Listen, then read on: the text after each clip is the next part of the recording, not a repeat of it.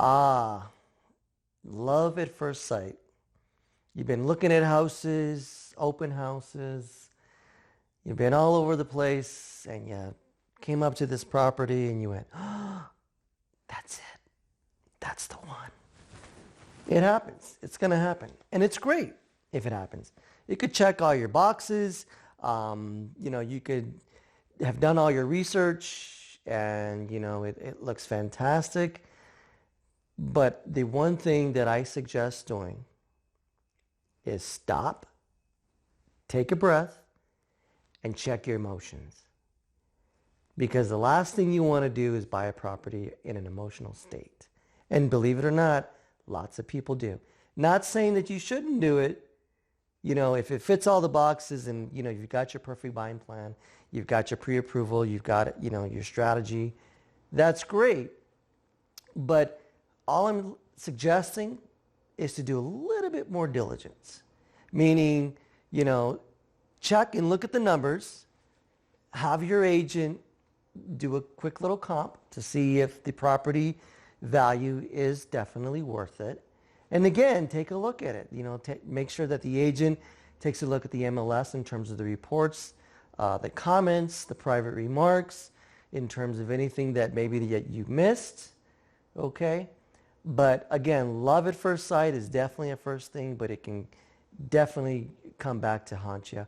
And again, all I'm saying is take a look at everything that needs to be done. Do a little bit more diligence. That's it. A little bit more diligence. And then if it meets, again, the boxes, just kind of check. Yes, yes, yes, yes. Yes, yes, yes, yes. Great. Submit that offer. But again, the last thing you want to do is you fall in love with it. You think, oh, the kitchen's beautiful. The bathrooms are great. The backyard. But then you overlook something. Okay, and then now you're at the level where you may risk losing your earnest deposit money. You went through the process and now you're like frustrated because the perfect house has a problem that you didn't even look at, that you didn't even find or you didn't even see.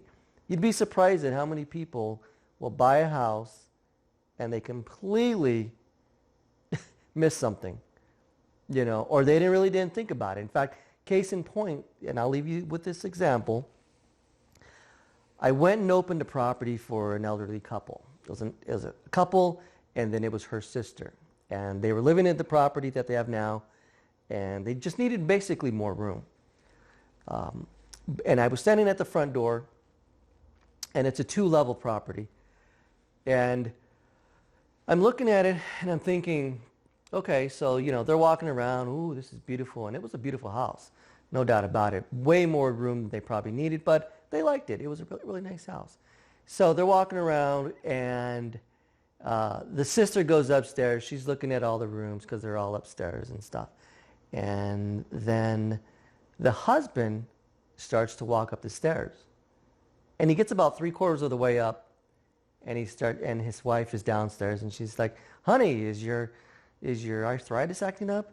Yeah. But he's like, yeah, that's fine. I'm okay. And he walks upstairs. And he's walking around looking at it. It's beautiful. It's beautiful. The sister, beautiful. It's beautiful. And the wife is still downstairs. Because of their physical ailments, this 2-story level property is probably not going to be the perfect property for them. But they were getting ready, as they were leaving, they were going to go talk to the agent, that they were going to put an offer in. And I thought, wait up.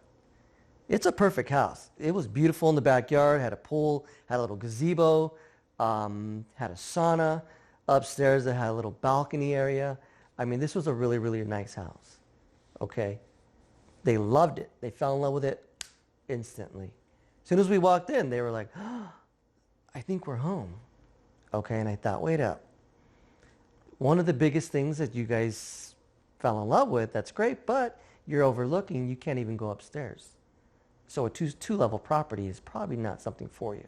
And that might be something that, maybe is a little bit, not your situation. But again, these are the things that, You have to, again, take a step back, take a breath. Okay, get some of the emotion out of the way, and let's think logical and practical, and is this something really for us? And if it is, great, submit it.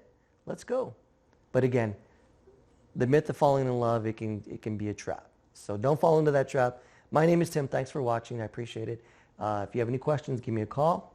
I'd love to help you out. Thanks again. Bye-bye.